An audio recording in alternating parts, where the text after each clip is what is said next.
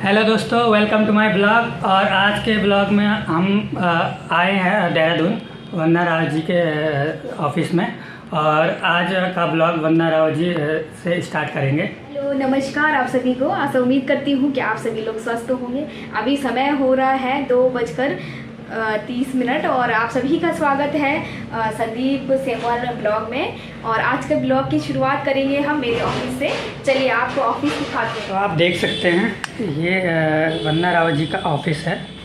और ये हमारा ऑफिस है। जितने भी नेताओं को मैं गाली देती हूँ यहीं से देती हूँ जितने नेताओं की क्लास लगाती हूँ यहीं से क्लास लगाती हूँ। और जितने लोगों पे मैं भड़कती हूँ यहीं से भड़कती हूँ। नहीं, इनका भड़कना वैसे जायज़ है, क्योंकि ये ऐसे किसी भी मुद्दे पे बातें नहीं करती है। ये जायज़ बातें करती है हर किसी मुद्दे पे। जी बिल्कुल सत्य कहा आपने कि हर मुद्दे पे जायज़ बातें ही रखती हूँ मैं, लेकिन मैं यहीं से भड़कती हूँ। और कई लोग बोलते हैं कि दरवाज़ा बंद करके भड़कती है, तो मैं बता दूं कि दरवाज़ा मैं खुले रखती हूँ, देख लीजिए। और कैमरा भी लगा रखा है। तो दोस्तों आप देख सकते हैं कि ऑफिस का पूरा जो सेटिंग है वो बराबर है। उसमें सीसीटीवी कैमरा भी लगे हुए हैं। कैमरा भी लगा रखा है। दरवाज़ा खुला रख के मैं लाइव आती हूँ। कई लोग बोलते हैं कि दरवाज़ा बंद करके चार दीवारी के अंदर लाइव आती है, तो मैं उनको बता दूँ कि मैं दरवाज़ा ऑन रख के ही लाइव आती हूँ। और चलिए मैं आपको बाहर का नज़ारा दिखाती हूँ ऑफिस की। अरे देखते हैं ना। और ये मेरा किचन है। यहाँ पे जितने भी हमारा स्टाफ है और मेरे यहाँ पर गेस्ट आते हैं तो उनके लिए चाय वगैरह यहाँ पे बनाती हूँ। और आप देख लीजिए अभी मैंने चाय बनाया, बहुत सारे बर्तन धुलने के लिए हो रखे हैं। तो ये मैं बाद में धुलूंगी जब मेरे को टाइम मिलेगा। और बिजली का बिल बहुत आता है तो इसलिए मैं लाइट भी ऑफ कर रही हूँ, जो कि बहुत ज़रूरी है। हाँ बहुत ज़रूरी है। और यहाँ पे अभी हमारे गेस्ट आ रहे हैं सेमवाल जी। हेलो सेमवाल जी। चलो इसके साथ साथ मैं थोड़ा सा अपना भी परिचय आप लोगों को दूंगी। मैं रुद्रप्रयाग की रहने वाली हूँ। वंदना रावत मेरा नाम है। आप मुझे फेसबुक के माध्यम से भी सर्च कर सकते हैं वंदना रावत। और मैं कई सारी NGO के साथ भी जुड़ी हुई हूँ और समाज के कार्यों में हमेशा मैं रुचि रखती हूँ, क्योंकि मुझे बहुत अच्छा लगता है दूसरों की हेल्प करना। और गलत के खिलाफ भी मैं हमेशा खड़ी रहती हूँ, चाहे गलत अब मेरा अपना खुद का भाई हो, अपना खुद का रिश्तेदार हो या अपना कोई परिचित हो, तो गलत के खिलाफ मैं हमेशा आवाज़ उठाती रहती हूँ।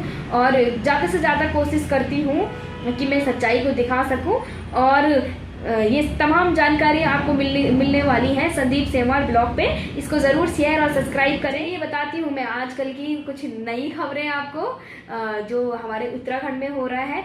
जैसे कि आपको पता ही है अंकिता हत्याकांड का भी बहुत बड़ा मामला अभी हमारे क्षेत्र में चल रहा है, यानी कि उत्तराखंड में चल रहा है। और कई चीज़ें हैं जो उत्तराखंड में चल रही हैं, और कई चीज़ें ऐसी भी हैं कि जो सोशल मीडिया पर काफ़ी वायरल भी हो रही हैं। कई चीज़ें ये हैं कि जो सोशल मीडिया पर नहीं वायरल हो रही हैं तो वो दब रही हैं। जैसे आप अंकिता हत्याकांड को ही ले लीजिए। अंकिता हत्याकांड का तो बहुत बड़ा बहुत बड़ा एक मुद्दा है, जिस प्रकार से उस बच्ची की निर्मम हत्या हुई है और उन दोषियों को अभी तक फांसी नहीं हुई। तो जो हमारे मातृशक्ति हैं, हमारे उत्तराखंड के युवा हैं, नौजवान हैं, बुजुर्ग हैं, सब लोग काफ़ी आक्रोश में हैं अंकिता हत्याकांड के उसमें, कि इस प्रकार की वारदात हमारे उत्तराखंड में ना हो और हमारी मासूम बच्चियों के साथ ना हो। तो आप सभी लोगों को भी ऐसी आसपास की घटनाओं पर नज़र रखनी चाहिए, ताकि हमारे जो उत्तराखंड में इस प्रकार की घटनाएं हो रही हैं वो ना हो। कल की घटना मैं आपको बताती हूँ। मैं जब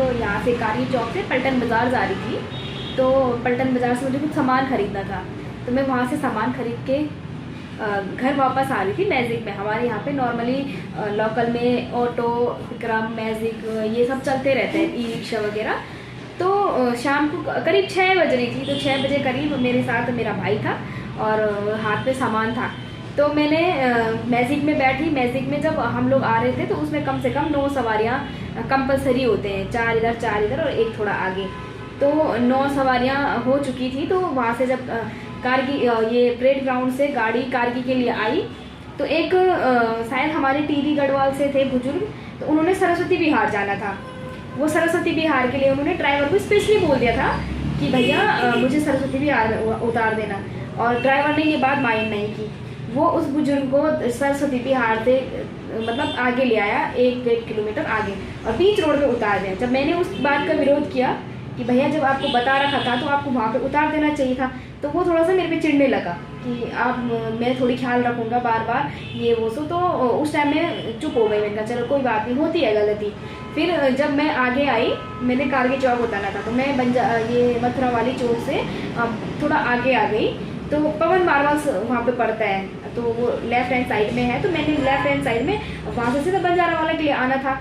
तो मैंने क्या किया, ड्राइवर को बोल दिया, मैंने कहा भैया आपको मुझे पवन मार्बल से थोड़ा आगे उतारना है, क्योंकि मैं काफ़ी जाम लगा हुआ था। मैंने कहा ये जाम से निकलते निकलते मुझे 1 घंटा लग जाएगा।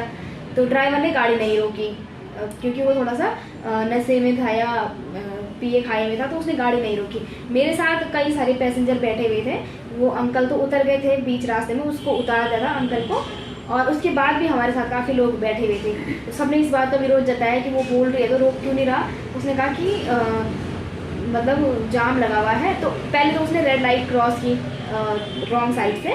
उसके बाद जब मैंने उसको बोला कि भैया ऐसा नहीं होना चाहिए, जब आपको उधर बोल रहा था रोकने के लिए आप वहाँ रोकते, उसने क्या किया, बदतमीज़ी करने लग गया, मतलब गाली गलौज पे आ गया। तो उस टाइम मैं थोड़ा मतलब उसमें थी कन्फ्यूज़न में कि यार ऐसा क्या बोल दिया मैंने इसको कि ये बदतमीज़ी पे उतर आया। तो मैंने क्या किया, मेरे साथ बच्चा था, फिर साथ में सामान भी था, तो मैंने उसका गाड़ी का नंबर नोट नहीं कर पाई। तो सुबह जब मैं वहाँ पर गई तो मैंने कांस्टेबल से बात करी, मैंने कहा भैया मुझे यहाँ के कैमरे चेक करने थे, मुझे थोड़ा उस ड्राइवर का पता करना है वो कौन है।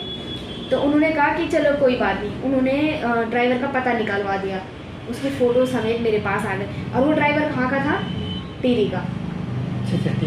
वो टिहरी का था जहाँ से आपके विनोद कंडारी जी हैं, उनके चाचा ताऊ का लड़का था वो ड्राइवर। अच्छा।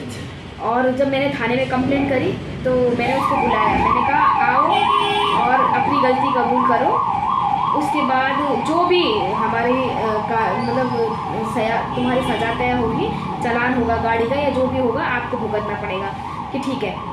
फिर उसके बाद क्या हुआ कि उसकी सिस्टर भी आई, गाड़ी का मालिक आया, वो लड़का आया, तो फिर मेरे से माफ़ी मांगने लग गया कि दीदी गलती हो गई। मैंने कहा देखिए बात ये नहीं है कि आपने गाड़ी नहीं रोकी, बात ये है कि आपने गाड़ी रोकने के बाद जब बदतमीज़ी करी तब मुझे गुस्सा आया। तो उसने माफ़ी मांगी और मैंने कहा चलो आइंदा से इस प्रकार की किसी भी प्रकार की ऐसी हरकतें ना करना कि तुझे ऐसे कोर्ट कचहरी या थाने चौकी के वो चक्कर काटने पड़े। और मैंने कहा किसी भी बुजुर्ग को, चाहे वो बुजुर्ग हो जवान हो, इस प्रकार से किसी बीच में रास्ते में मत उतारना, और ज़रूर ध्यान रखना कि तू जिस पैसेंजर को बिठा रहा है उसको उसकी बताई हुई जगह पे छोड़ेगा कि जी बिल्कुल मैडम मेरे से गलती हो गई।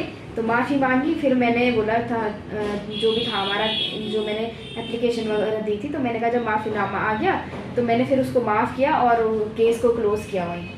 तो मेरे सभी ड्राइवरों से निवेदन है, बस ड्राइवर है चाहे टैक्सी ड्राइवर है, कृपया आप भी महिलाओं के साथ प्यार से रहें। और जब आपको पता है कि उसके थोड़ा महिला प्रॉब्लम में है या किसी प्रकार की सिचुएशन में है तो ज़रूर उसकी हेल्प कीजिएगा। और बुजुर्ग व्यक्तियों को इस प्रकार मत उतारिए कहीं बीच रास्ते में कहीं, तो विशेष ख्याल रखिएगा, ताकि आगे हमारे जो अगर वो बुजुर्ग को टक्कर मार देता कोई या कुछ हो जाता तो फंस जाता ना ड्राइवर की गलती थी, उसको बताई हुई जगह पे नहीं छोड़ा, आगे छोड़ दिया कहीं बीच रास्ते में। तो इस प्रकार की दोबारा कोई हरकत ना करें और थाने कचहरी या उन पे इस प्रकार का कोई चालान चुटाना हो तो ज़रूर इस बात का ख्याल रखिएगा कि ना आपको तकलीफ हो और ना आपकी वजह से किसी तीसरे व्यक्ति को तकलीफ हो। धन्यवाद। और ब्लॉग को लाइक भी करना, वीडियो को लाइक भी करना, शेयर भी करना, सब्सक्राइब भी करना, साथ में बेल आइकन का बटन होगा, घंटी भी बजाओ, और देखते रहिए संदीप सेमवाल के साथ अच्छे ब्लॉग। और संदीप सेमवाल जी आपके लिए बहुत अच्छे ब्लॉग लेके आने वाले हैं। और फिर नेक्स्ट टाइम आप सभी से मुलाकात होगी, तब तक बने रहिए संदीप सेमवाल ब्लॉग के संदीप सेमवाल ब्लॉग पे। आप सभी का स्वागत है। धन्यवाद। Bye bye. बाय बाय दोस्तों।